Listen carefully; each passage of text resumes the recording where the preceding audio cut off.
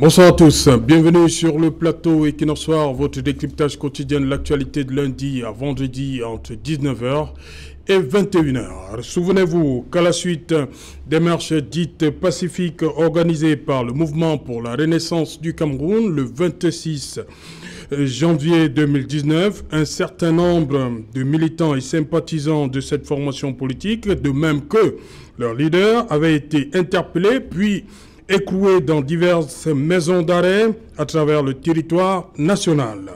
Pour des manifestations dites pacifiques et dont les actes n'étaient pas susceptibles de causer la mort, d'intimider la population, de perturber le fonctionnement normal des services publics et même de créer une insurrection générale dans le pays, la communauté nationale et internationale avait été surprise de constater que c'est dans le code de justice militaire que leur avait été appliqué, qui devait leur être appliqué, et ce, dans des juridictions purement militaires.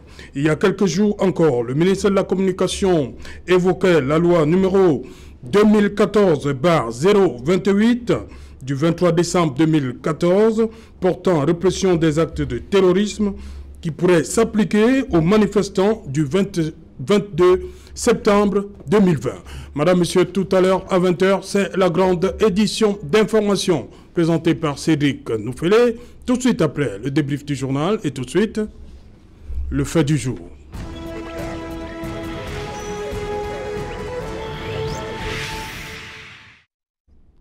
Manifestation et notion de terrorisme, pourquoi le tribunal militaire? Pour en parler, nous avons invité ici en plateau Guy-Hervé Fongan. Bonsoir Guy-Hervé.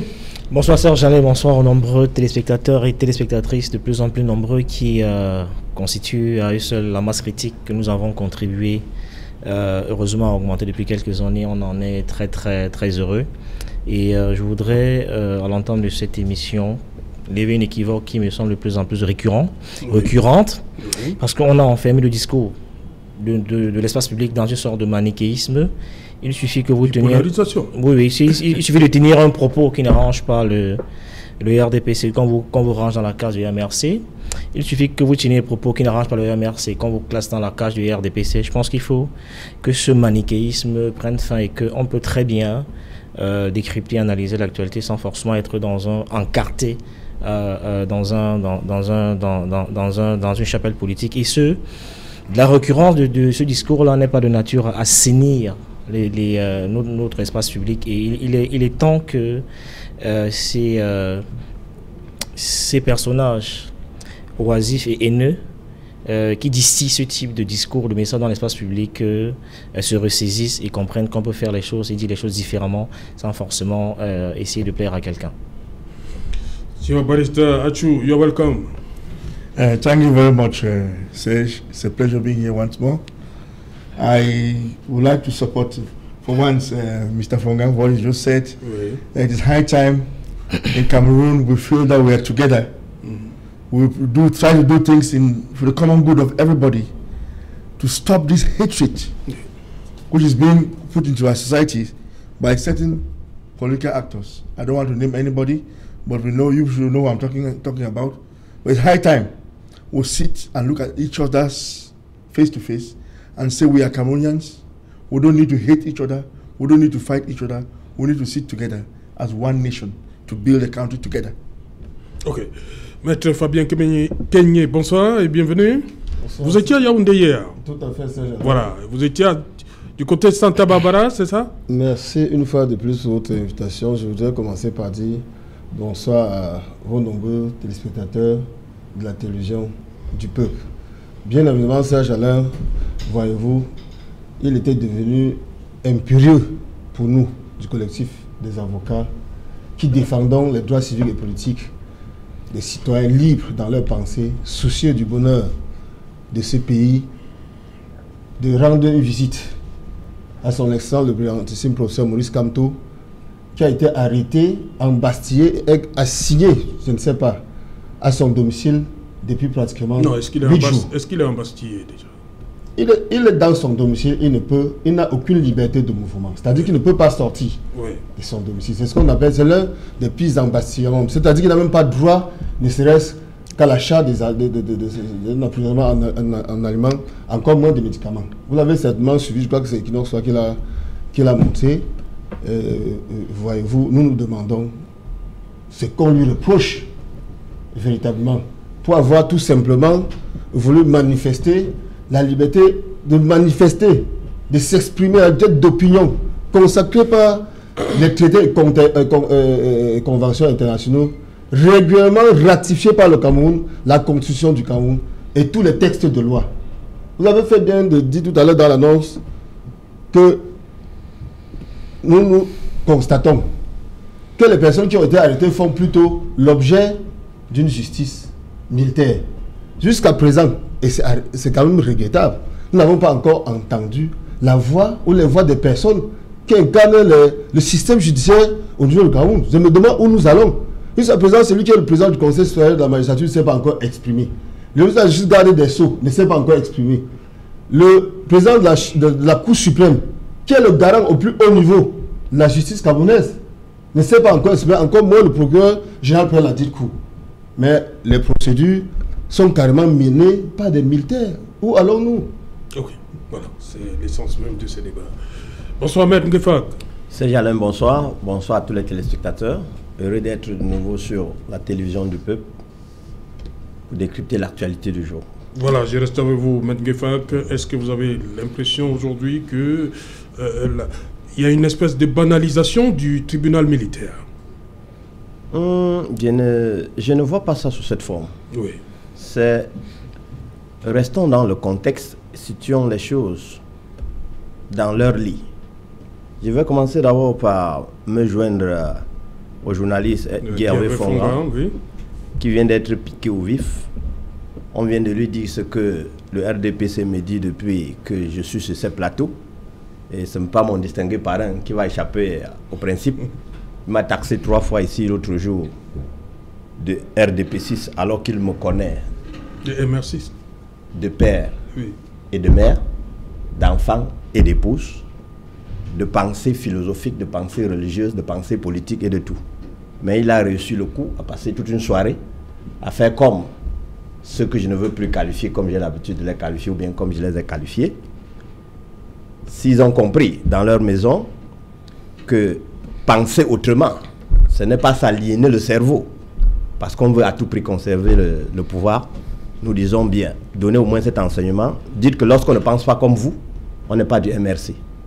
Lorsqu'on ne pense pas comme vous, on peut être des autres 200 ou 300 partis politiques qui constituent l'architecture émiettée, j'insiste, émiettée du multipartisme au Cameroun. Revenons donc à la chose du tribunal militaire. C'est une diversion. Ce que le pouvoir en place a des difficultés pour expliquer au peuple camerounais pourquoi plus d'un parti politique. Parce que moi je ne vois pas le MRC dans cette affaire. Les forces de changement, ce n'est pas le MRC. Non, je suis allé chercher en janvier 2019. Hein, je suis allé chercher en janvier 2019. Dans Force de changement, vous avez MRC et ses alliés. Oui. Ils sont au moins 6 partis politiques. Dans MRC et ses alliés, d'autres se sont joints. Oui. Ça fait un conglomérat de partis politiques qui ont décidé d'organiser, coûte que coûte, cette manifestation pacifique du 22 septembre pour réclamer 2 choses telles que nous avons pu lire en français et en anglais dans leur communiqué. Donc, posons-nous la question, pourquoi on abandonne tous les autres partis politiques et on se consacre uniquement au MRC? Non, c'est pour détourner l'attention du peuple, pour empêcher le peuple d'analyser l'objet de ces marches, les conséquences de ces marches, et comme le RDPC lui-même il sait, l'homme qui mène la barque maintenant c'est le RDPC. Si nous nous attaquons, c'est le professeur Maurice Kamto, si nous nous attaquons à lui, alors le peuple sera focalisé uniquement sur ce monsieur-là. Le peuple va détourner son attention et se focaliser sur M. Kamto Maurice. À preuve, Aujourd'hui, moi, de mes petits 28 ans d'études de droit et de pratique, je ne peux pas vous dire quelle est la situation juridique de monsieur le professeur Maurice Kamto aujourd'hui. Je ne sais pas s'il est en résidence, je ne sais pas s'il est sous surveillance judiciaire. Il n'y a pas une qualification juridique, je n'ai pas appris ça à l'école, je n'ai pas appris ça sur les bancs. J'attends donc que ceux qui ont la qualité, la capacité pour nous dire quelle est sa situation juridique, nous indiquent. Malheureusement, et le judiciaire, malheureusement, le judiciaire a abandonné l'affaire entre les mains des militaires. C'est les militaires qui dictent la conduite du pays à l'heure actuelle. C'est les militaires qui dictent la conduite du pays à l'heure actuelle. C'est le policier qui dit vous entrez chez ce civil, vous n'entrez pas. C'est le militaire qui dit vous ne passez pas par ici, vous allez passer de l'autre côté. Alors, c'est-à-dire que ces droits élémentaires sont définitivement aliénés. Alors, moi j'attends de voir s'il existe encore un semblant de pouvoir judiciaire. Qu'on les envoie au tribunal militaire, qu'on les envoie au tribunal de première instance de Mal-Antoine où on a arrêté certains, qu'on les envoie à Bafoussam, les magistrats vont nous dire qu'est-ce qui est reproché individuellement. Parce que la responsabilité pénale, elle est individuelle et non collective. Ils se doivent de qualifier. Actuellement, les yeux sont braqués. On attend de voir. Sauf si ces magistrats vont nous dire, nous ferons comme les militaires. On s'en fout de la loi. J'ai un contradicteur qui m'a dit la dernière fois sur ce plateau que le RDPC s'en foutait de la loi. Que le RDPC s'en foutait du droit. Bon, j'espère que cette fois-ci, ils vont se ressaisir et considérer que le pays-ci, c'est le pays où doit régner la loi et doivent régner la loi et le droit. Et rien que cela. Merci. Signor Barista Achou, dites-nous, vous, comment vous expliquez le fait que des personnes, des civils qui marchent, soient dirigés du côté du tribunal militaire? Vous savez, lorsque vous êtes accusé d'une infraction, la qualification est déterminée par la loi. Oui. Et ce n'est pas parce que vous êtes traduit devant un tribunal particulier qui veut dire que vous êtes coupable ou vous serez jugé par ce tribunal. Moi, je n'aime pas toujours m'aventurer sur le problème juridique que je ne maîtrise pas. Il faut d'abord voir le dossier pour comprendre de quoi s'agit-il. Selon vous, c'est les manifestants qui ont été arrêtés. Vous pouvez même regarder le dossier, vous constatez qu'il y a autre chose dedans que vous ne comprenez pas. Et vous n'arrivez, comme vous ne maîtrisez pas, vous ne pouvez même pas tirer ce genre de conclusions. Ce que je sais, c'est que les autorités de la place avaient dit c'est interdit les manifestations publiques. Cela veut dire que ceux qui veulent, qui décident de le faire, sont prêts à aller contre, n'est-ce pas, ces instructions, ces ordres, n'est-ce pas, de ceux qui sont chargés de maintenir de l'ordre. Mais quand vous avez décidé, c'est ça qui fait qu'on leur impose. Quand vous avez décidé, la loi sur le terrorisme, comme avait dit le ministre Sadi. Laisse-moi terminer. Quand vous décidez d'aller à l'encontre même des instructions à l'école, vous devez également être prêt à subir les conséquences de vos actes. Okay. Ceux qui n'ont pas manifesté n'ont pas de problème parce que ils sont restés chez eux, ou ils ne sont pas sortis, ou ils n'ont pas été arrêtés. Mais il y a des gens qu'on a pris chez eux, Bibouni 5. Parce que les actes préparatoires, peut-être, ont été constatés, n'est-ce pas, à l'aide des faveurs. Par exemple, ce n'est pas le fait, ce n'est pas la personne qui commet l'infraction physiquement qui est seulement poursuivie, mais l'auteur intellectuel suivant. Oui. La personne qui a eu à préparer les actes préparatoires avant la commission est poursuivie dans le même sens oui. que celui qui a commis l'infraction. Parlons de terrorisme. Quand je vous ai dit, on parle de la qualification d'une infraction, mais il faut noter qu'il y a également la loi. Ça ne se fait pas, n'est-ce pas, de façon complaisante. Cela veut dire que le moment venu, la personne qui a accusé de terrorisme va démontrer qu'il n'est pas terroriste. Il va démontrer parce qu'il n'a pas menti. Au Cameroun, à l'heure actuelle, vous êtes innocent jusqu'à être déclaré coupable. Et ils ne sont que des accusés. Et les accusés ont certains droits. Et certains droits et certains devoirs qu'on doit seulement respecter. C'est tout. Pour le moment, à mon avis, personne n'est condamné comme terroriste. Mais peut-être il y a des gens accrédités parce que pour même assumer cette qualification, il faut avoir déjà vu même l'ordonnance de renvoi ou bien même un document d'accusation quelconque. Mais pour le moment, je n'ai pas encore vu. Je présume que vous avez vu. C'est à cause de ça que vous parlez de quel genre été arrêté. Non, je reste. Mon propos introductif, je parle de janvier 2019. Ah, janvier 2019, donc oui. Ça c'est autre chose. Oui. Parce que je sais que, y compris le professeur Camp était parmi ceux-là. Oui.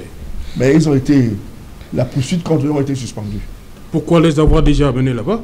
Non, le chef de l'État a décidé, conformément à la loi, de suspendre les poursuites. Et il a donné les instructions, n'est-ce pas, à qui de droit de le faire, et ça a été fait. Quand on dit pourquoi, on ne peut pas savoir parce qu'ils n'ont jamais été jugés. La poursuite a été suspendue, point. Si ils ont été jugés, on devrait s'asseoir, ils sont innocents ou pas. Mais pour le moment, ils ne sont pas encore. Et il faut noter, cette procédure peut être recommencée. Parce que ce n'est qu'à la suspension de poursuite qui font l'objet. Ce qui a été arrêté en janvier. Oui. La poursuite a été suspendue et les enquêtes peuvent être, la poursuite peut être réouverte pour recommencer là où on avait arrêté. Ok. Maître Fabien Kenyé, sur cette même question, je vais avoir votre avis au tribunal militaire. Est-ce que dans l'esprit de beaucoup de Camerounais, ça devient quelque chose... Avant, c'était redouté. Hein? Maintenant, pour des manifestations dites pacifiques, c'est le terme consacré chez vous, on vous conduit au tribunal militaire. C'est carrément un véritable drame que vit le peuple camerounais parce que je crois que le texte sur le terrorisme a été pris ou voté à l'Assemblée nationale et il visait à titre principal, je crois, la secte Boko Haram qui sévissait dans le Grand Nord. Et on en est arrivé à étendre, n'est-ce pas, cette infraction dans toute l'étendue du territoire camerounais. Alors qu'en dehors de ces zones-là, aucune des régions dans lesquelles ces infractions sont poursuivies aujourd'hui, n'est-ce pas, ne connaît le terrorisme. Vous savez, le RDPC ou le parti État RDPC, plus généralement, a cette propension à dépouiller l'infraction de sa substance même, en sorte que la population ne sait plus à quoi s'en tenir. Je vous ai dit, je crois, lorsque j'ai eu ma première prise de parole, que les traités et conventions internationaux, la Déclaration universelle de droits de l'homme, la Convention camerounaise, consacrent la liberté absolue de manifester. Ces traités et conventions internationaux renvoient pour ce qui concerne la régulation de cette liberté manifestée à la loi interne, qui est la loi de 90. Cette loi vous dit que la manifestation ne peut pas être interdite, quel qu'en soit l'objet, et définie dans quel cadre la manifestation peut avoir lieu. Et quand bien même vous commettez une infraction, c'est cette loi qui le dit, elle vous renvoie à un article du code pénal qui réprime la manifestation interdite. Et la sanction que vous encourez, elle va de 1 ou de 15 jours à 6 mois. Vous êtes justiciable du juge judiciaire, jamais, en aucune façon, vous ne devrez passer par le tribunal militaire. Lorsque je cite ces articles-là, en face, le RDPC ne citera jamais aucun article qui lui permet d'arrêter les citoyens qui manifestent précisément et de les traduire par devant le juge militaire. Ça me permettez-moi de le dire, vous aurez constaté les tortures dont étaient victimes ces personnes-là. Vous avez été témoin, cela a été diffusé lors de vos présidents, lors de certains de vos journaux. Moi, avant de venir ici, je suis passé par le tribunal militaire de Douala. Depuis pratiquement 8 jours, nous avons fait des pieds et des mains pour rencontrer nos clients. Nous n'avons pas pu. Dans quel pays cela peut-il être possible? Nous avons fait des pieds et des mains. Ces personnes ont été finalement déférées aujourd'hui. Ce sont le tribunal militaire, nous avons rencontré le responsable de ce tribunal qui nous dit que compte tenu des PV qu'il a à sa possession, ils arrivent au fur et à mesure. Il ne peut même pas nous dire le nombre de personnes qui sont déférées par devant, et que c'est en semaine.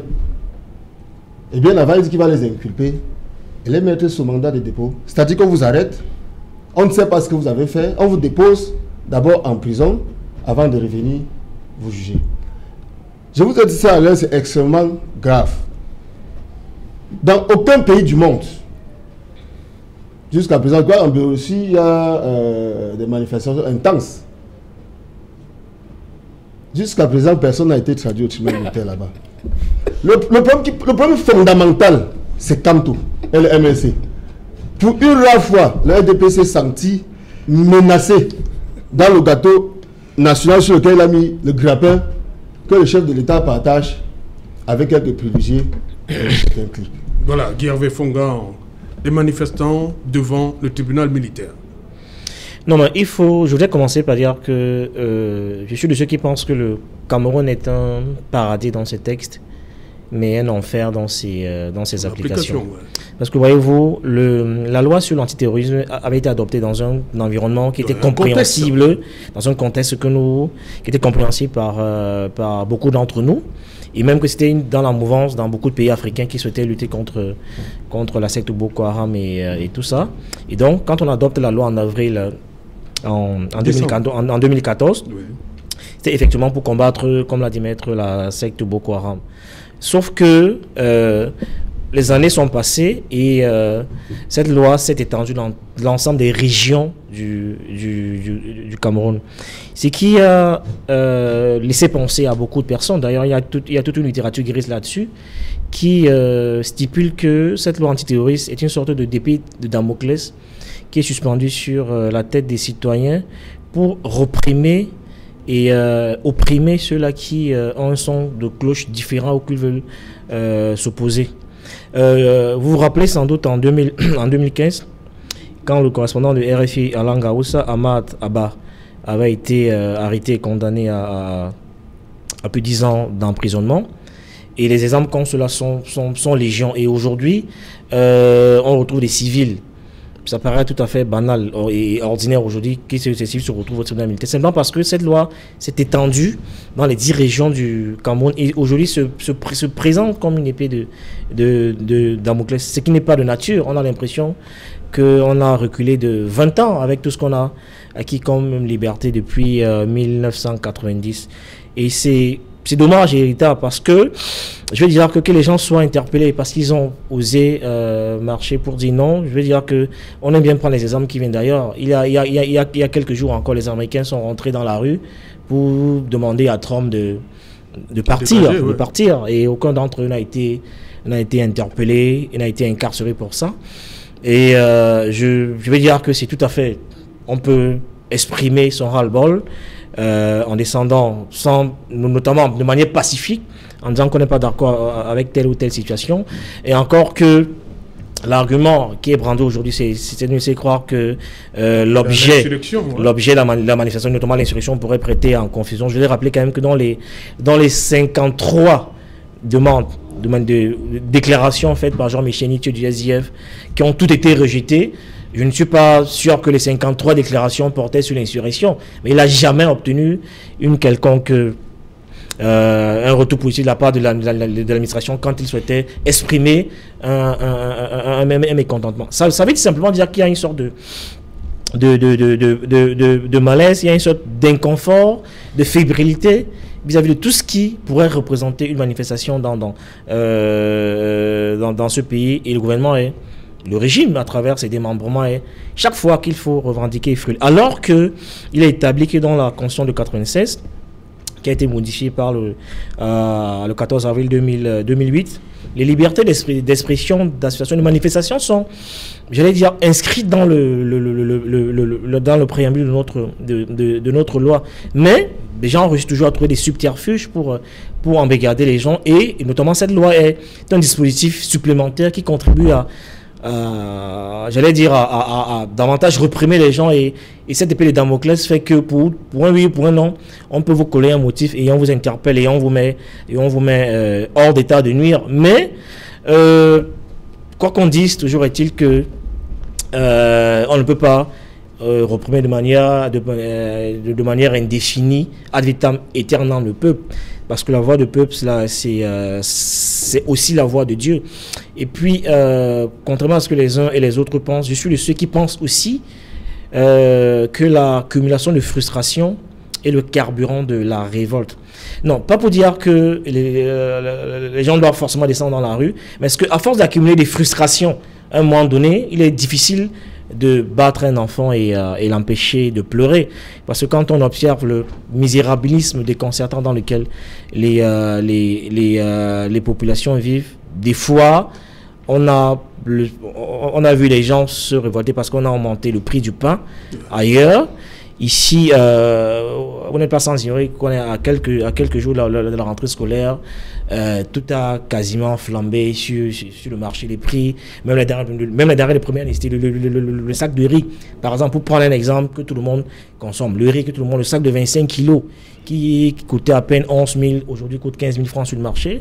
Non, c'est bien comme ça, on ne doit pas... Voilà, je veux dire, donc, il y a des choses comme ça qui peuvent énerver les gens parce qu'on sort d'un confinement où les gens n'ont quasiment pas d'argent. Dans ce type de situation, aujourd'hui avec la rentrée scolaire qui arrive, les APE, où chaque école s'amuse à fixer le prix qui lui convient, et où donc, il y a toutes ces frustrations accumulées peuvent à un moment donné énerver les gens et les amener à marcher pour dire que, par exemple, pour la rentrée qui arrive, pour dire qu'ils ne sont pas d'accord avec ce nombre de mesures qui ont été prises, alors que déjà eux-mêmes n'ont pas, j'allais dire, survivent de manière difficile au quotidien. Ok.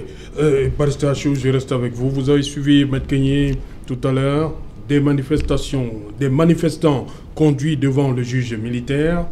Il parle de ce qu'il a vécu à Bonanjo aujourd'hui. Les manifestants, pour vous, ils sont des terroristes? La seule chose que j'ai compris de mon confrère, c'est le fait qu'il dit que les policiers sont des RDPC, les juges sont des RDPC, tout le monde est RDPC, RDPC a fait arrêter les gens. Et en même temps, il s'est contredit en parlant des tribunaux, en parlant des juges, machin. Chers confrères, laissons l'histoire des partis politiques tout le temps. Vous êtes avocat, il faut rester avocat. Si vous voulez faire la politique, politicien, laisse la profession d'avocat. Lorsque vous voulez parler des choses concrètes et claires, il faut le dire. Cela veut dire... Permettez, une minute. Cela veut dire... Je veux avoir votre avis.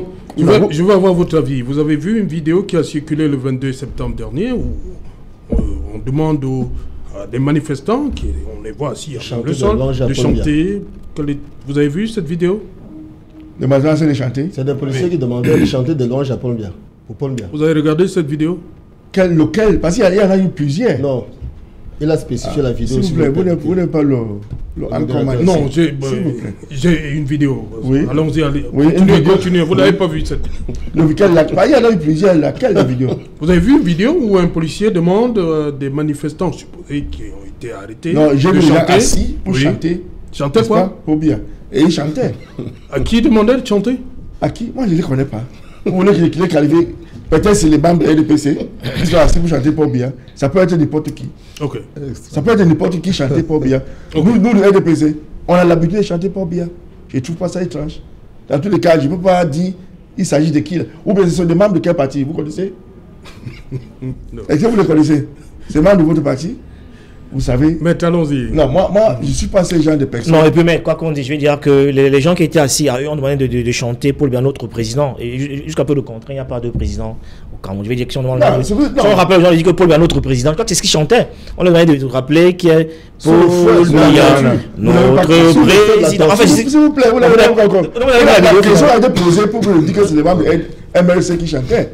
Alors que c'est vrai que nous avons un seul président, comme vous le dites, mais nous, dans le RDPC, on a l'habitude de chanter pour bien notre président. Moi, je ne trouve pas ça étrange, je ne trouve pas ça hors jeu. Des gens que je ne connais même pas, c'est ceux qui sont assis là-bas. Ça peut être des criminels, ça peut être des membres de RDPC, ça peut être n'importe qui. Et ce n'est pas ça le plus important. Le plus important, c'est que... Voilà, les manifestants qui ont donc été arrêtés, qui passent devant le juge militaire, sont des terroristes? Cela veut dire, ils ne sont que accusés, n'est-ce pas, des actes de terrorisme. Des actes de terrorisme. On ne peut pas dire qu'ils sont des terroristes. Vous permettez donc que je lise l'article 2, acte de terrorisme de la loi de 2014? Si vous voulez lire la loi. Moi, vous avez dit acte de terrorisme. Oui. On lit? Voilà. Est puni de la peine de mort celui qui, à titre personnel, en complicité ou en coaction, commet tout acte ou menace susceptible de causer la mort, je l'ai dit en introduction, de mettre en danger l'intégrité physique, d'occasionner des dommages corporels ou matériels, des dommages des ressources naturelles à l'environnement ou au patrimoine culturel dans l'intention, alinéa 1A, d'intimider la population, de provoquer une situation de terreur ou de contraindre la victime, le gouvernement et ou une organisation nationale ou internationale à accomplir ou à s'abstenir d'accomplir un acte quelconque, à adopter ou à renoncer à une position particulière ou à agir selon certains principes. 2. De perturber le fonctionnement normal des services publics, la prestation des services essentiels aux populations et de créer une situation de crise au sein de la population.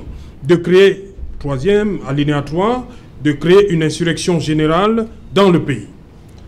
Donc, ça, c'est l'article 2, qualifie les actes de terrorisme. Je ne veux même pas entrer dans tous ces détails. Oui. Parce que le moment venu, on va en parler devant le tribunal. Ok. Mais pour le moment, le juge qui les a placés, comme vous le dites, moi je ne suis pas au courant, a estimé qu'ils ont posé les actes qu'on peut appeler actes de terrorisme. Okay. C'est pas lui de juger.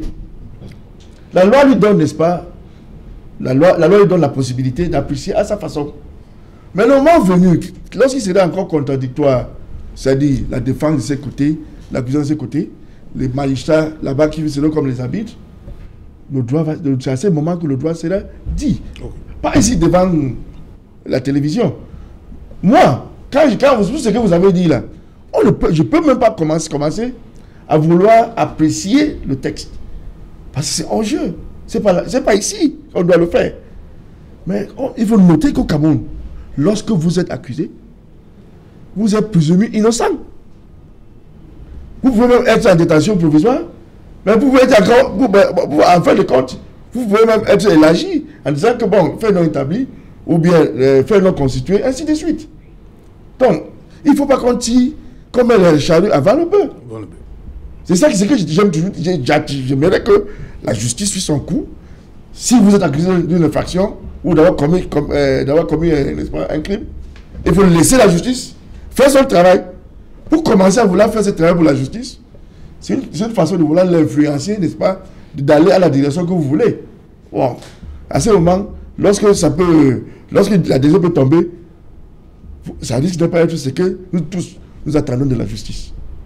Je pense qu'il est probable, il est mieux, au lieu de vouloir apprécier les textes de cette façon, d'attendre que la justice fasse son travail.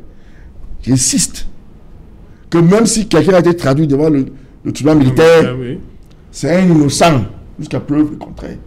Il n'est qu'accusé et il peut être élargi par le tribunal au moment venu. Ok. Maître Ngefak, oui, ça y est là. Il faut éviter, avant qu'il atterrisse, je ne pense pas que ça c'est le moment, lorsqu'on parle des actes, des commissions des infractions, de vouloir le politiser. Il faut qu'on évite la politisation en disant que c'est des partis politiques. Et c'est, quand on te dit que vous êtes là pour vous défendre, vous allez citer le nom d'un parti politique, ou vous êtes là pour défendre, n'est-ce pas, les chefs d'accusation contre vous. Il faut arrêter. Vous êtes en train de créer la haine. Parce que mon confrère, il n'a que parlé de RDPC, arrêtez. RDPC, la police, RDPC. Non. C'est la haine que vous êtes en train de vouloir instaurer dans ce pays que M. Fongan a dénoncé. Laissons cette histoire-là. Si quelqu'un, vous faites partie, n'est-ce pas, des collectifs des avocats, va défendre vos clients. Il faut laisser les trucs de partis politiques de côté. S'il vous plaît. Ok. Oui, c'est là. Non, là, ce qui se passe actuellement, c'est une question de rapport de force entre le pouvoir qui est en place et l'opposition qui dit que tout va mal. Et évidemment, la procédure suivie par le pouvoir en place ne pouvait pas être autre que celle-là. Parce que, voyez-vous, l'État est en difficulté pour régler le problème de Boko Haram. Il est en difficulté pour régler le problème de Nozo. Il est en difficulté pour régler le problème de la subsistance. Tout le monde est en difficulté. Même manger, c'est très compliqué. il est en difficulté pour gérer ses propres enfants. Souvenez-vous, à une époque, le président de la République nous avait dit où sont les preuves. Aujourd'hui, il est dépassé. Il n'a réglé aucun problème de tout ce que je viens de citer. Toutes les sociétés sont fermées. Ce sont des problèmes. Donc, le pouvoir est en difficulté, il faut le reconnaître. Il veut donc trouver solution. Le plus grand problème surgit encore. L'opposition vient encore agiter le dernier souffle qui restait au pouvoir. Le pouvoir n'a rien d'autre en ce moment d'utiliser la force. C'est clair. Alors, le pouvoir pense à la loi sur la subversion, mais elle n'existe plus. Le pouvoir donc réussit à faire un montage juridique, une succession de textes qui répriment les mêmes faits. Une succession de textes qui répriment les mêmes faits. Ce qui s'est passé le 22, la loi de 90 sur les libertés d'association trouve application. Ce qui s'est passé le 22 septembre, le code pénal, loi générale, trouve application. Ce qui s'est passé le 22, la loi spéciale sur le terrorisme trouve application. La question à un homme normal, c'est quel sera le texte applicable? C'est normal. Alors, l'État donc tire profit du grand principe d'applicabilité de ces trois lois-là pour effrayer le peuple, pour installer la notion de peur, c'est-à-dire n'augmentez plus mes problèmes. Parce que c'est ça le problème. Voici ce que je peux faire. N'augmentez plus mes problèmes. Seulement voilà. Pour régler le problème, depuis le 22, nous sommes le 29. Une semaine. L'État multiplie encore d'autres problèmes, rien que dans ce problème. Je crois qu'il y a un Français qui avait dit, si tu as un problème, tu ne trouves pas de solution, crée 1000 autres problèmes. Ces problèmes entre eux vont s'entrecroiser et se trouver solution. Celui qui sera fatigué va se lasser. Je crois que c'est ce que le pouvoir État essaye de faire. Mais ce qu'ils savent,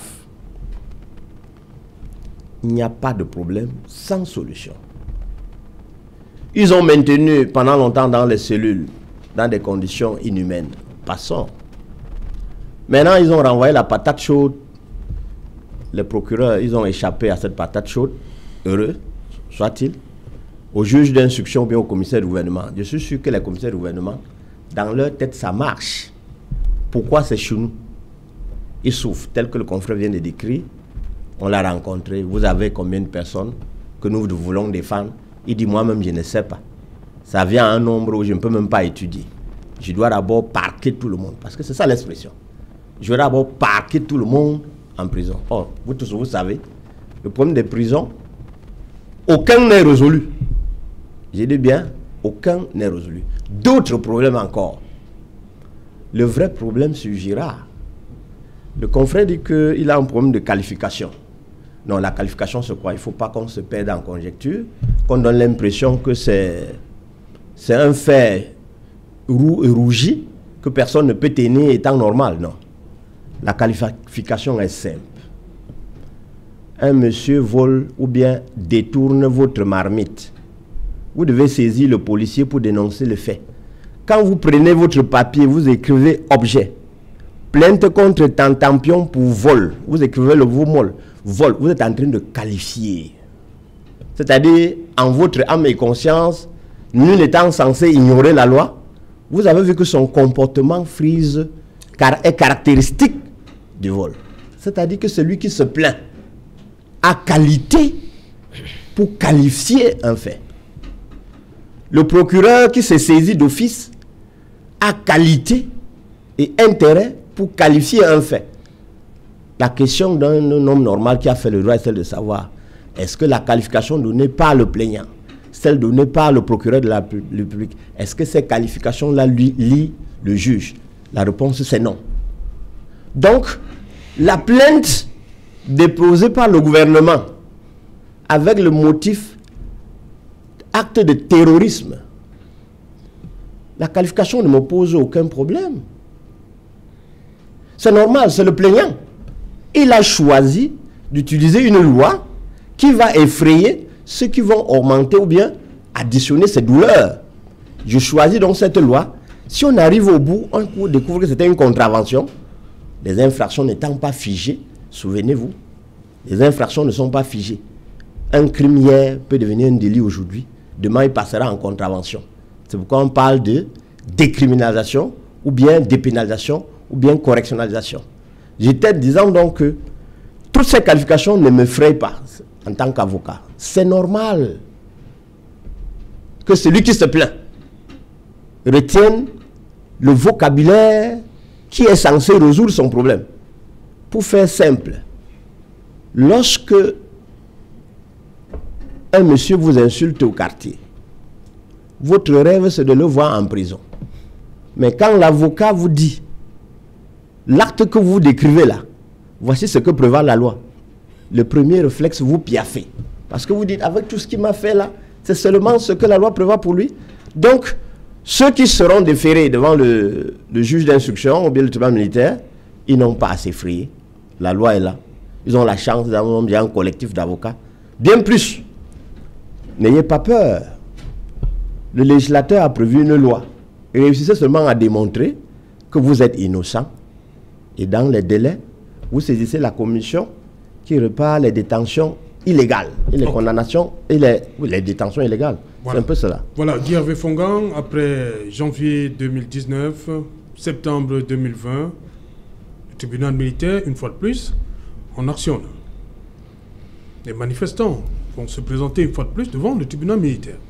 Oui, j'espère qu'ils auront tous le moral que leur souhaite Maître Ngefak, parce que vous savez, tout le monde ne réagit pas de la même manière face à la difficulté, face à l'obstacle. Hein.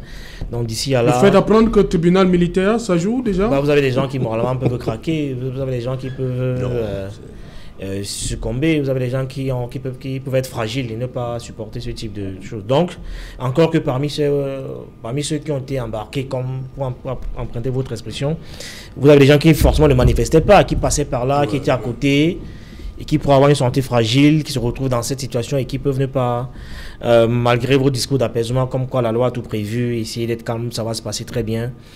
Vous avez qui peuvent y passer et qui peuvent ne pas succomber à ce type de choc. Mais néanmoins, il faut dire que c'est, de moins le compte à rebours a commencé. Les uns et les autres sont obligés de subir la dureté de la loi, parce que c'est aussi bien, parce que quoi qu'on dise, il est aussi important de faire un peu de pédagogie vis-à-vis de ces militaires, parce que les gens, certains qui sont embarqués dans cette marche du 22, beaucoup d'entre eux se sont, si en laissant forcément mesurer toutes les conséquences qui pouvaient entraîner une telle acte. Tous ne le savaient forcément pas. Vraiment, il faut qu'on se le dise. Vous avez qui donnait l'impression d'être un peu fanatisé, qui s'y embarquait. Et c'est d'ailleurs... Il y a eu les sorties du ministre de la du ministre de la Communication. Vous savez, certains n'écoutent pas. Hein. C'est dommage. Certains n'écoutent pas ces choses. Moi, je suis avec... on est dans tous ces forats-là. On est dans tous ces choses. Vous avez des gouverneurs. Voilà, vous avez des gens qui vous disent qu'ils ne regardent pas la CRTV, ils n'écoutent pas ils vous disent ça tous les jours, c'est curieux. Donc vous avez ce type de militants, ce type de Camerounais qui vous disent qu'ils n'écoutent pas la CRTV, ils ne regardent pas un certain type de journaux, et donc ils sont dans un registre dans lequel ils ont l'impression d'avoir été formatés. Donc je pense qu'il est aussi du devoir, du rôle des militants, ou alors des leaders de ces partis politiques, d'éduquer et de former leurs différents militants. Moi, j'ai été heureux, par exemple, il y a quelques mois, de voir, par exemple, aux côtés de leader du MRC, un Djokam Tchamini qui a quand même 30 ans, plus de 30 ans d'activisme, de politique et de terrain, qui, à mon sens, fait partie des gens qui, je crois, pouvaient être capables de réarmer moralement les gens et de former sur le plan politique des militants. Et il faut que les fruits tiennent la promesse des fleurs. Ce type de personnes qui ont un vécu une trajectoire, un parcours, se mettre à profit, à contribution. Il n'est pas le seul pour éduquer et former les militants. Bon, malheureusement, vous avez vu que dans le même sillage, quand d'autres leaders politiques comme Serge Espoir Matouma sont sortis, par exemple, pour rappeler un peu le contexte et ce que prévoyait la loi, il s'est fait lyncher de manière assez brutale et violente par les mêmes acteurs qui sont dénoncés aujourd'hui parce qu'ils ne veulent pas s'éduquer, ils ne veulent pas comprendre. Et je vais bien croire qu'ils auront la patience et le moral que la souhaite Maître Nguefak, mais toujours est-il que il est un peu exagéré que la loi soit appliquée de manière aussi cavalière et sauvage. Parce que là, il faudrait qu'on sorte ici en rappelant quand même qu'il y a en ce moment, en Guinée, l'opposition se mobilise pour un départ d'Alpha Condé au pouvoir et personne n'a été jusqu'ici interpellé pour ça. On peut pacifiquement exprimer sa désapprobation vis-à-vis d'un régime dont on estime qu'on ne peut plus rien espérer et rien attendre et ne pas forcément être interpellé pour ça. Et quelque part, je vais dire que c'est un peu cette frilosité n'est pas de nature à ramener la sérénité dans un État qu'on veut construire. On va permettre à M. Kenyé de dire un mot, le moral, devant les juridictions militaires. Pour ce qui concerne le moral, Serge Alain, il faut bien dire qu'on peut tuer le corps, mais pas l'esprit. Ils ont le moral.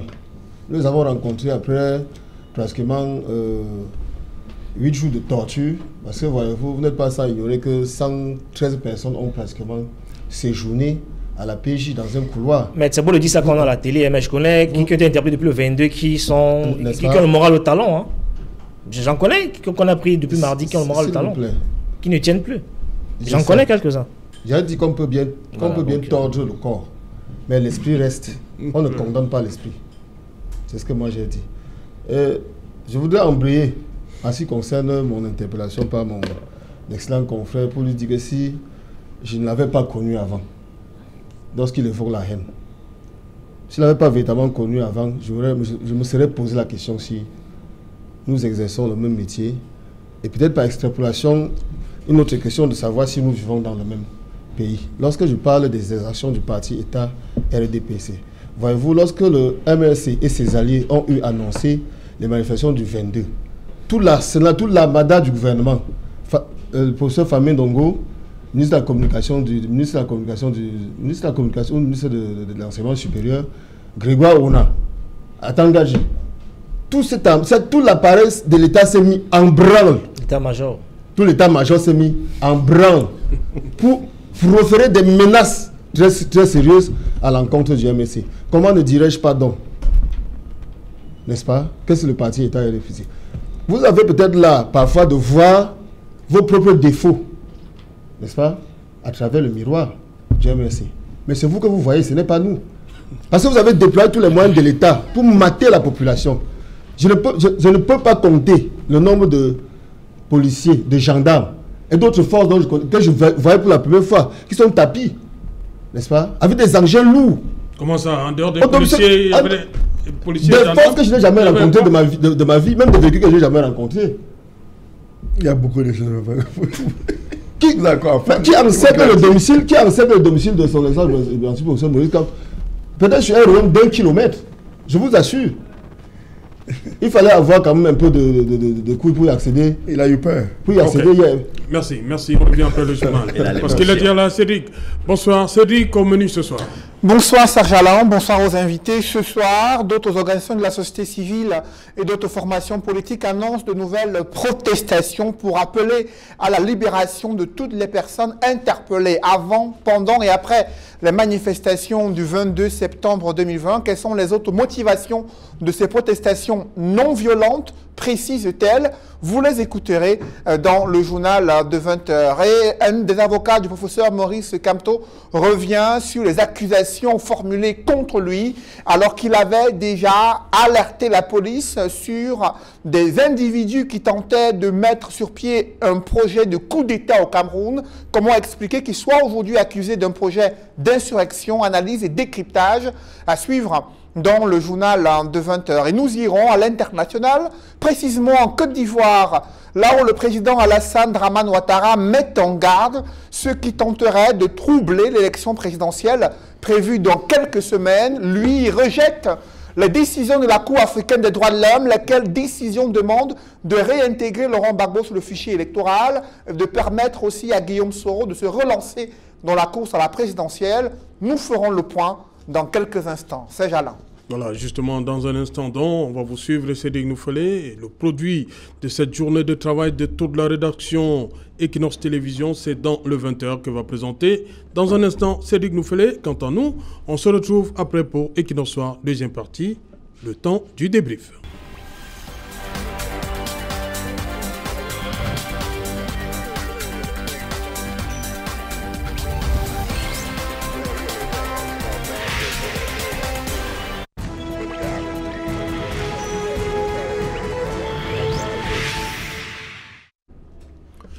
Retour sur le plateau Equinox Soir, deuxième partie, c'est la partie consacrée au débrief du journal. Madame, Monsieur, toujours en compagnie de Maître Augustin Gueffak, Guilhervé Fongan, Signor Barista Achou Julius et Maître Fabien Kenyé. Maître Fabien Kenyé, le 22 septembre, on n'a pas fini d'en parler.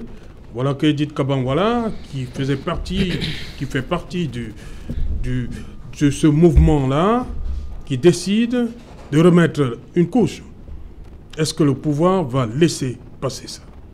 Serge Alain, le droit de manifester, c'est comme le droit de respirer. Oui.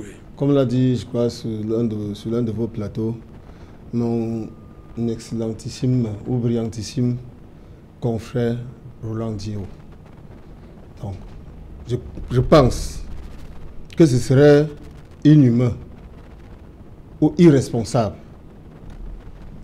de laisser ou de rester indifférent face aux injustices que subissent beaucoup de nos compatriotes qui ont manifesté juste leur opinion.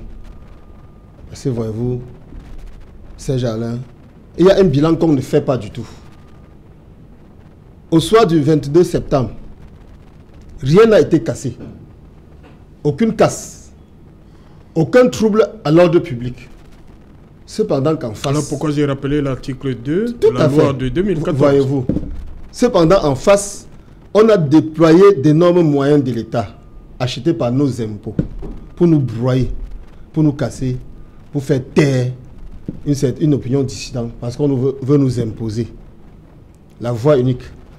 Vous avez tout à l'heure évoqué une vidéo virale qui a circulé dans la toile, dans laquelle les policiers qui sont aussi effectivement payés par les impôts des Camerounais qui entendaient manifester leur demande de chanter Paul Biya, toujours Shoga. C'est-à-dire, dans ce pays aujourd'hui, si vous n'êtes pas d'accord avec M. Paul Biya et sa clique qui ont mis la main sur le gâteau national et se les partagent seuls, vous devenez subitement un terroriste. Vous échappez même à la justice de votre pays, on vous met entre les mains de la justice militaire qui est une cour martiale dont les conventions internationales considèrent comme une juridiction chargée de réguler le fonctionnement des militaires. Pour chuter en disant que Kawala, pour qui j'ai beaucoup d'admiration, qui combat depuis très longtemps pour que le Cameroun soit meilleur, a parfaitement raison. Et ce serait, comment dirais-je, ce serait ne pas être digne que de rester indifférent. Donc j'adhère et je me félicite. Vous avez constaté que bien avant c'était le MLC, plus l'État camerounais montre sa terreur, plus nous avons le peuple avec nous. Il me semble que les précédentes manifestations du 26 janvier 2019, du 1er juin de la même année, c'était uniquement le MLC. Nous avons aujourd'hui plus d'un parti qui chaque jour, et beaucoup de leaders politiques qui sont en face. Et je vous ai souvent dit, Serge Alain, sans publicité, parfois quand votre émission s'y passe, ou tout au moins le journal d'Equinox, vous avez 28 vues, pendant que les télévisions infiodées au parti État RDPC sont à peine à 60. Et cela est la traduction parfaite, si les gens veulent la vérité, de ce que le peuple camerounais est majoritaire et est en accord avec nous pour que ce pays marche. Nous allons manifester. C'est notre droit le plus absolu. C'est comme boire de l'eau. Personne ne peut m'en empêcher. Les traités et conventions internationales, la Constitution du Cameroun me le permettent. Ok. Gervais Fonga, on vous a senti, vous étiez très prudent hein, en première partie. Voilà Kawala qui décide comme ça de remettre ça. Vous n'êtes pas d'accord? Non, ce sont des potentiels clients, entre guillemets, encore? Non, enfin, je veux dire pour que Kawala... la prison, pour le tribunal militaire? Non, je veux dire que Kawala, que j'ai un peu pratiqué, je veux dire qu'elle a la qualité de ses défauts. Donc, elle est constante, elle est cohérente, ce discours, elle a toujours tenu ça. Je veux dire qu'elle n'a pas attendu le MRC pour descendre dans la rue. C'est une des, je veux dire que c'est une des, dans l'histoire politique de ce pays, s'il faut être honnête, c'est une des pionnières. Depuis son départ du SDF, avant qu'elle ne crée son propre parti. Donc, elle a l'habitude de descendre avec ses jeudis noirs. On a vu ses vendredis noirs. Je me souviens encore ce qu'elle avait initié lors de avec Monique Omatekel ici à la Kentini. Donc, c'était un mouvement qui était quasiment parti d'elle. Elle a mobilisé les gens et on est descendu dans la rue pour dire notre malaise et notre mécontentement. Donc, voilà, c'est une personne qui a l'habitude de ce type de déclaration, ce type de sortie, au-delà de la parole, elle a souvent agi. Et donc, on ne peut pas l'encarter et dire que c'est... elle adhère à ce qu'un parti politique, notamment le MRC, a initié. Parce que c'est un discours qui est un peu gênant. Gênant parce que il y a une frange des militants de ce parti-là qui estime que la lutte et le combat commencent avec eux. Et je finis. Non, ma question est claire. Je reprends votre question. Ces personnes-là, c'est de potentiels clients encore pour le tribunal militaire. Parce que c'était ça la première partie. Elle annonce des nouvelles protestations. Il y aura forcément des arrestations. Voilà, c'est ça ma question. Votre question, je réponds en disant que j'ai longtemps pratiqué Kawala. Je l'ai discuté, je l'ai souvent interrogé. J'ai été... à plusieurs fois dans son cabinet, pour dire qu'elle est cohérente et elle est constante. Oui. Donc, qu'elle soit une potentielle cliente du tribunal militaire, je ne crois pas que ce type de chose qui peut intimider Kawala. Elle est coutumière de ces milieux-là, elle fréquente tout le temps ces milieux-là. Je ne dis pas elle hein, spécifiquement, mais les gens qui vont sortir. Oui, elle ne sortira pas si jamais les gens sortent. Elle ne sortira. Encore que, quand on parle des gens, bon, je pense que je vais mettre le peuple. Oui. Je pense qu'il faut arrêter de croire que il y a une sorte d'interrupteur sur lequel on appuie, on demande au peuple de sortir, il sort, on dit monter, descend. Il dit que non, le peuple n'appartient pas à un parti politique. Je pense que ce type de discours doit sortir de l'espace. Le peuple n'appartient pas à un parti politique. Parce que voyez-vous, je suis obligé de reprendre l'exemple de 2008 avec Jean-Michel Nitieux. Quand il annonce la fameuse marche, les émeutes de la faim, il repart sur le lieu de l'événement au rond-point Madagascar, il demande aux gens d'arrêter la marche, de se disperser. Sauf qu'après, les gens disent que non, ce n'est plus ton problème. Ils sont quand même dans la rue, et puis on a les conséquences. Quand il repart en Madagascar, c'est pour dire aux gars que bon, c'est terminé, on arrête la marche, et chacun rentre chez soi.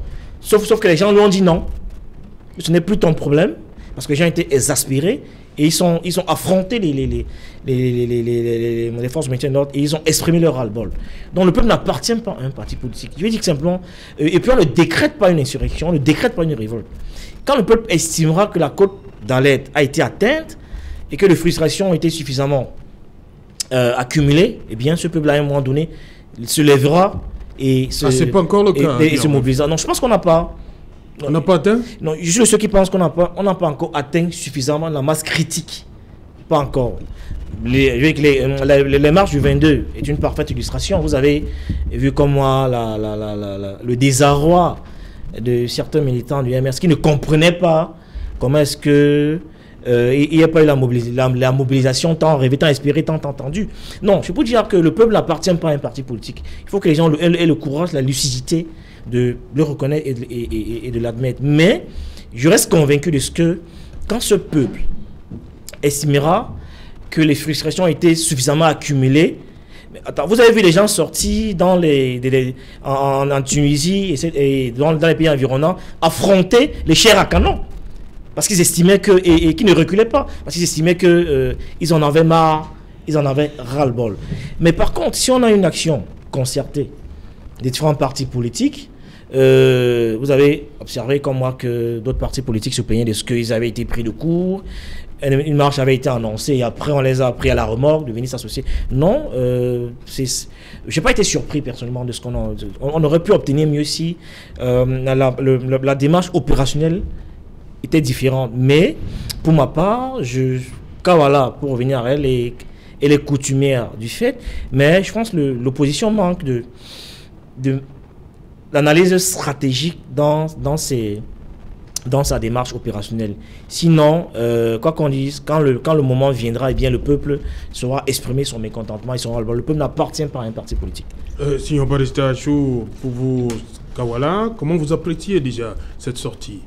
Dans ce contexte-ci, hein, on n'a pas fini avec le 22, paraît que les arrestations se poursuivent, paraît, mais Kawala annonce de nouvelles protestations qui vont forcément se solder par des arrestations. On a toujours fait l'amalgame entre la manifestation publique et la manifestation non publique. Kawala a demandé aux gens de porter le noir. Ici, par exemple, les avocats portent le noir, non, tous les jours. Donc, nous faisons partie de ce mouvement. Ah bon? Ouais. Donc, il a dit vendredi. Ouais, les vendredis. Les avocats portent les costumes noirs tous les jours. Il y a beaucoup de levées aussi les vendredis. Voilà. Les policiers portent les noirs tous les jours. À la levée de corps aussi, on porte le noir. À la levée de corps, on porte le noir tous les jours. C'est donc, souvent on a demandé que ces jours-là, tout le monde porte le noir pour sortir. Il n'a pas demandé qu'on marche de façon collective pour manifester. Donc, c'est une manifestation non publique. Au moins, je peux dire que donc, il respecte les institutions qui ont interdit la manifestation publique. Oui. Et nous sommes dans un état de droit. Je n'ai pas apprécié le fait que Kawala puisse appeler les autorités voyous. Cela veut dire que quand vous commencez, n'est-ce pas, appeler les autres voyous, cela veut dire que le jour que vous serez là, vous serez aussi appelé voyous. Et c'est ça que vous attendez. Moi, je pense qu'un leader de parti politique doit être un exemple du peuple. Un exemple que le peuple doit copier, n'est-ce pas, doit suivre, comme président Paul Biya. Parce que lui, malgré, n'est-ce pas, les insultes, les injures, il ne réagit pas, il vous regarde. Il n'a jamais réagi. C'est ça un leader politique. Un leader politique ne s'énerve pas, ne se fâche pas. Il doit être là pour essayer de voir dans quelle mesure il peut joindre ceux qui sont en discorde avec lui. C'est ça le leader politique. Mais quand voilà, à un moment donné, bon, elle est devenue ce qu'elle est devenue. Or, je me rappelle que quand elle était dans un autre parti politique, elle était mieux respectée qu'aujourd'hui. Je suis dans le SDF par exemple, parce qu'elle était plus coordonnée et plus vraie. Je constate que le 21, elle s'est retirée de marcher le 21. J'ai trouvé ça un peu responsable parce que les institutions ont dit je ne veux pas que vous marchiez pendant cette période. Point. Quand vous décidez de marcher, ça veut dire que le jour où vous serez au pouvoir, n'est-ce pas, on va vous faire la même chose en vous citant que tel jour, les institutions ont dit ceci, vous avez décidé de désobéir. Pourquoi vous voulez nous arrêter aujourd'hui? On doit faire attention lorsque vous manipuler, n'est-ce pas, le peuple. Parce que comme il vient donc, ça veut dire, Signor Barrister Achou, vous voulez dire que si jamais, hein, on imagine un scénario, hein, le RDPC dans l'opposition, dans je ne sais pas combien d'années, lorsque le parti qui sera au pouvoir va décider d'interdire vos marches, vous allez comprendre? Parce que ils sont de montrer un très mauvais exemple. Vous allez accepter ça aussi? Respecter les institutions. Est-ce que vous allez accepter qu'eux, ils seront respectés le moment venu? Non, j'ai dit. Qui va le respecter? Vous allez aussi admettre que vos manifestations soient interdites. Vous allez comprendre. Vous avez créé l'atmosphère de désobéissance. Et vous voulez que les gens vous obéissent après? Il faut être conséquent. Mais moi, je dis ceci. Nous sommes dans un état de droit. Les gens ont manifesté, on peut compter le nombre. Ça n'atteint pas 500. Ça n'atteint pas 500? Oui, à mon avis. Il y a le collectif qui a parlé de plus de 600 arrestations. Ça, c'est le collectif. Oui. Alors que c'est les gens qui font le racolage il veut être avocat des gens qui ne les ont pas constitués. Vous parlez comme ça de vos confrères? Mais bien sûr, c'est des avocats qui gardent la profession d'avocat. Parce que vous savez, on a une déontologie, on a des règles. Moi aussi, je peux être avocat des gens qui ont été arrêtés. Oui. Mais ils m'ont bloqué.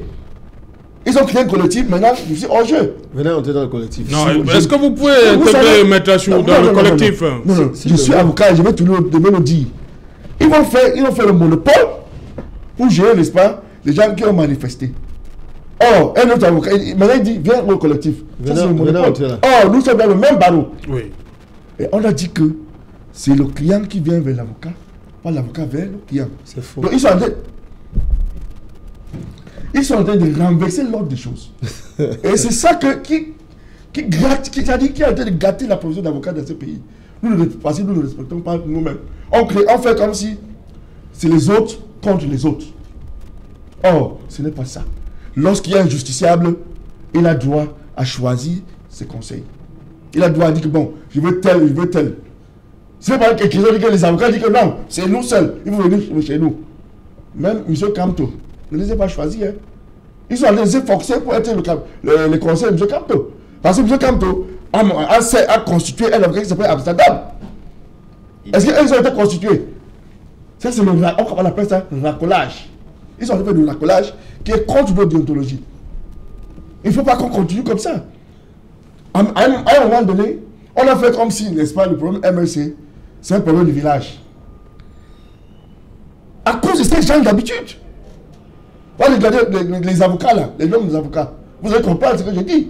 Ils font comme si c'est quelque chose, n'est-ce pas, qui est limité à un certain groupe de personnes. J'ai dit non, il faut arrêter.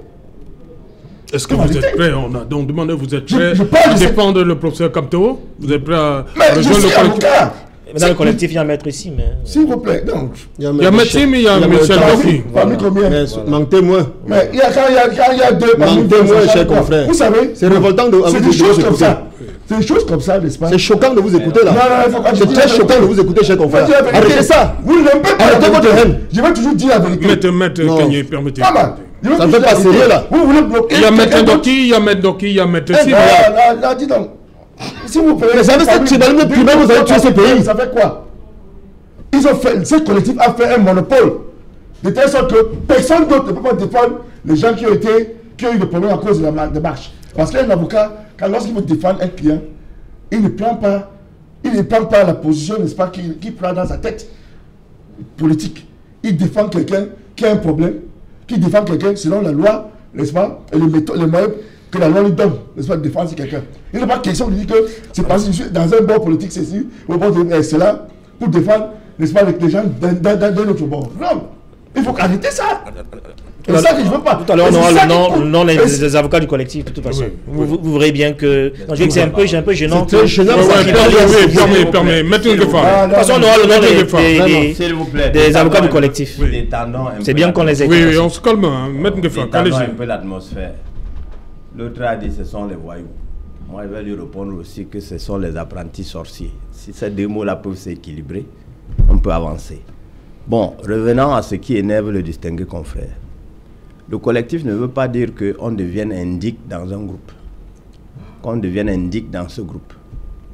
Lorsque vous avez travaillé pro bono en tant qu'avocat pour soutenir les 100 voix qui participent dans l'opposition, alors il y a une liste qui se constitue d'office. Ce qui est sûr, à ces audiences, on va vous voir.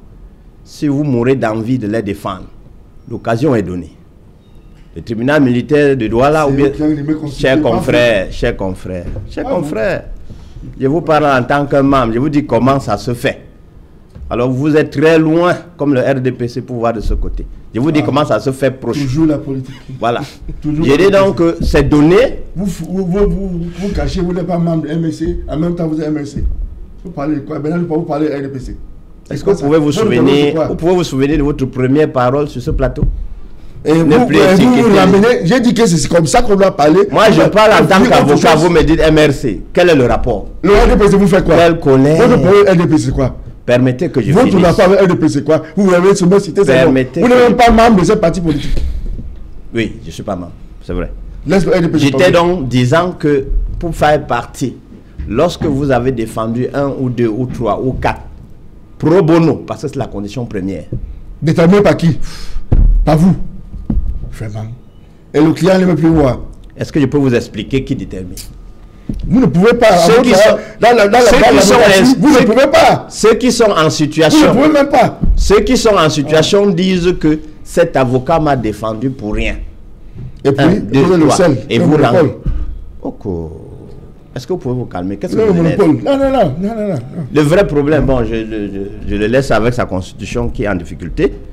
Revenons à Madame Kawala. Justement. Madame Kawala pose un problème. Le problème, ce n'est même pas un problème qu'elle pose. Elle rend visible une situation qui gêne le pouvoir. Souvenez-vous que chaque fois que l'opposition camerounaise a tenté de s'unir, le parti au pouvoir a répondu par tous les moyens, voire même par des pamphlets. Souvenez-vous que le SDF a essayé de se désolidariser. Vous avez vu le ministre de l'Enseignement supérieur, spécialiste de la communication du RDPC, lui a adressé une lettre des plus méchantes pour dire comment tu quittes le bateau, tu nous trahis. C'est-à-dire que l'émiettement du multipartisme, l'émiettement des partis politiques que le RDPC avait toujours utilisé est en train de se retourner contre lui. C'est ça le problème. Donc l'opposition est en train de se retrouver, de s'organiser, de se constituer. Et ça gêne énormément le parti au pouvoir. Donc, voyez-vous, le collectif qu'on appelle, le collectif qui a organisé les marches du 22, on a arrêté les membres d'un parti qu'on a embrigadé. J'appelle ça embrigadé parce que la situation juridique, elle m'échappe. Je ne veux pas utiliser le mot séquestration. Oui, on les a embrigadés. Maintenant, voilà un second parti politique qui sort et dit à l'État, ne croyez pas que vous avez réglé le problème. Je viens avec une nouvelle méthode. J'impose le noir au peuple camerounais tel ou tel jour. Je vais voir les policiers et les gendarmes se placer à tous les carrefours, faire comme s'ils cherchaient les maillots du MRC, attraper tous ceux qui seront habillés en noir, peut-être moi y compris. Le jour on a dit que les avocats seront en noir. Est-ce que nous sommes en noir ici tous? Vous ne voyez pas mon intérieur? Oui, nous la télé. C'est lui-même qui le dit. Est-ce que son intérieur est noir? Alors. Donc, en respectant ce code, tout le monde comprendra qu'il y a un ras-le-bol. Et puis de deux, est-ce que c'est le seul parti qui va réagir? Just wait and see. Tout le monde croyait que c'était le MRC. Maintenant, c'est Kawala. J'ai entendu tout à l'heure le confrère Achou dire que Kawala était plus accessible, bien contrôlée lorsqu'elle était infiltrée dans un parti politique. Mais non. Les mêmes règles ne seront plus jamais utilisées dans une dictature. Plus jamais. Et puis de deux, ce qui est méchant pourrit très vite. Ce qui n'est pas bon meurt tôt. C'est un peu ça. Les techniques utilisées par le pouvoir en place, ou bien par le parti en place, sont désuètes, sont dépassées. Et comme le disait le grand frère Pensi ici, celui qui a créé une douleur est incapable de soigner. Il a dit ici, toute une émission durant, le RDPC qui a créé ce désordre, cette pourriture, est incapable de régler. À preuve, voilà l'opposition qui est en train de se souder. Just wait and see. Voilà, Maître Fabien Kenyé, les revendications de Edith Kaban, voilà, libération de ces personnes-là qui sont incarcérées, qui ont été arrêtées, hein, par rapport au 22 septembre, mais aussi la levée de la séquestration, entre guillemets, du professeur Maurice Kamto. Protestations, revendications légitimes. C'est des revendications suffisamment légitimes parce que ces personnes n'ont rien fait au-delà des textes que j'ai égrenés tout à l'heure, la Convention de la Déclaration universelle des droits de l'homme, n'est-ce pas? La Constitution ainsi que les lois nationales. Je voudrais cependant revenir sur quelque chose, sur le contrôle de mon excellent confrère Maître Ngefak. En droit international, en droit tout court, lorsqu'on parle d'un État voyou, cela existe. Peut-être cela échappe à notre confrère aîné. Lorsqu'on dit d'un État qui est voyou, c'est un État qui ne respecte pas les droits de l'homme. Et nous y sommes parfaitement. Donc le Cameroun, elle a parfaitement raison de dire que le Cameroun est un État voyous parce que l'État camerounais ne respecte pas les conventions internationales, dont l'une d'elles interdit aux tribunaux militaires, n'est-ce pas, de juger des civils. Nous y sommes. Les conventions internationales interdisent la torture. Vous avez été témoin, cela est incontestable, des tortures dont les personnes qui ont été arrêtées sont victimes. C'est en cela qu'on appelle ce genre d'État voyou. Vous me permettrez aussi de revenir sur une certaine déontologie. Il me semble que c'est notre confrère ici, aîné ici, qui nous devrait nous enseigner un certain nombre de choses. Vous avez commencé par évoquer une gangrène qui tue ce pays. Le tribalisme, le renvoyant du côté des avocats. Cela est inadmissible. Vous ne devrez pas le faire, le dire, cher confrère aîné. Je vais vous dire, est-ce que vous vous rappelez que lorsque le peuple algérien s'est soulevé, s'il vous plaît, est-ce que vous vous souvenez que lorsque le peuple algérien s'est soulevé pour revendiquer ses droits, tout le barreau s'est levé pour défendre gratuitement, n'est-ce pas? Le peuple, ici le barreau, c'est le barreau, d'accord. Pas un collectif, s'il vous plaît. Le barreau, il dit bien le barreau algérien, c'est... J'espère que vous n'êtes pas en train de balkaniser ou de tribaliser le barreau du Cameroun. Nous avons pris sur nous. Il y a un bâtonnier, chers confrères. Nous avons pris sur nous. Nous donner des exemples. Rappelez-vous du procès. Rappelez-vous, barreau, d'accord. Rappelez des individus, s'il vous plaît. Rappelez-vous du procès à la Cour constitutionnelle du Cameroun, n'est-ce pas? Vous savez qui étaient les avocats du MSC? Est-ce que vous avez la liste du collectif? C'était pas un collectif. C'était un collectif. C'était un collectif. Ce collectif poursuit son travail. C'est depuis 2007 ou de tout le monde depuis 2018 que nous travaillons ainsi. Et il faut être humain pour le faire. Vous comprenez? Si vous êtes insensible, si vous êtes insensible, n'est-ce pas, face au malheur du peuple camerounais, vous devez vous taire. Il y a 25 millions. 500. Je vous ai dit, si vous êtes je vous ai dit, nous sommes 25 millions. Il y a 500. Vous ne donnez pas 10 000 en plus. Soufflez de m'écouter. Je vous ai dit, s'il vous plaît, que j'étais hier chez son exemple Bertine, professeur Maurice Kamto, en qualité d'avocat. Il m'a reçu. N'est-ce pas? Les preuves sont là. Vous êtes Camerounais. Vous avez reçu ce collectif. Ça veut dire qu'il est constitué. C'est un mandat. Ça s'appelle en droit un mandat. Signé entre les parties. Toutes les personnes qui sont embastillées nous ont reçus. Je vous ai dit que j'étais tout à l'heure au tribunal militaire. Oui, donc, s'il vous plaît, gardez vos instincts de tribalistes. Vous ne savez pas, vous avez ça. N'est-ce pas, nous les anglophones sont tribalistes aussi. Je parle de vous. Je parle de vous. Même tant que vous êtes membre du collectif des avocats. Voilà, merci. Guy Hervé Fongan, le mot de la fin, on sort de l'émission. Non, on peut...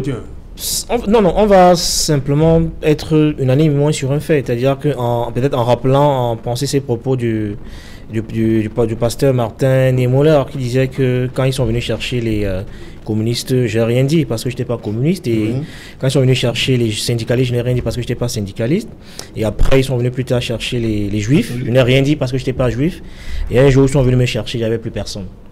Donc on peut pas, il est difficile de rester insensible et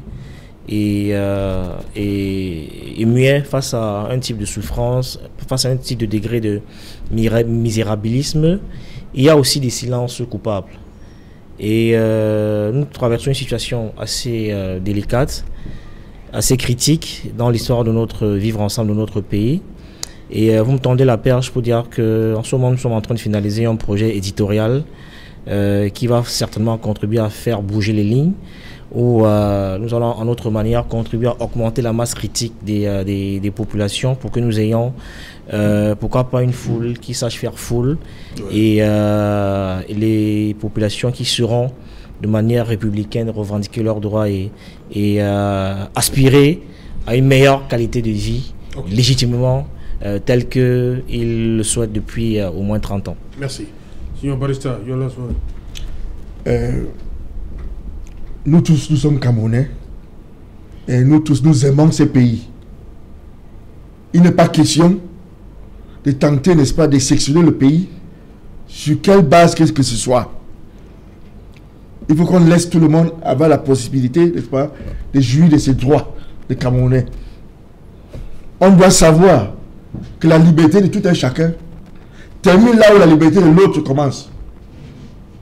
On doit savoir que c'est que vous voulez aimer le rouge, moi j'aime le vert. Et nous devons vivre, n'est-ce pas, dans cette atmosphère. Il n'est pas question, n'est-ce pas, de s'aimer la haine. Deuxièmement, on ne veut pas, on a des institutions. ces institutions ont droit à être respectées. Il faut attendre votre tour le moment où vous estimez que ces institutions, n'est-ce pas, ne fonctionnent pas comme vous voulez. Il faut tout faire, n'est-ce pas, pour les remplacer. Et le jour que vous allez prendre les places, vous allez faire mieux. C'est comme ça qu'on voit un pays. Merci, merci Barista. M. Ngefak, 30 secondes rapidement. 30 secondes. C'est Alain, avec le thème de ce soir, je crois que ce que nous venons de décrire, ce que nous venons de vivre, interpelle le RDPC parti État. Il ne faut pas qu'ils restent indéfiniment autistes. Il faut qu'ils écoutent le sens du vent. Il faut qu'ils écoutent le chant des oiseaux. Ça avance à petits pas. Ça avance à petits pas. Mais lorsque ça va faire un bloc, ce sera plus un jeu. Merci. M. Kenye, rapidement. Rapidement, merci. Ouais, je voudrais dire que le parti État RDPC a réussi à régionaliser l'UPC, il a réussi à régionaliser l'UNDP, il a réussi à régionaliser l'UDC. Avec le MSC, ça ne marche pas et ça ne marchera pas. Et c'est ça qui fait très très mal. Ok. Merci. Merci, cher monsieur. Merci, Guy Hervé. Thank you, Barista, for coming. Merci, Maître Ngefak. Merci, Maître Kenye. Madame, Monsieur, nous sommes arrivés au terme de cette édition. Rendez-vous demain, lorsqu'il sera 19h. Bonsoir, Bamungoum. Chez Guy Hervé Fonga.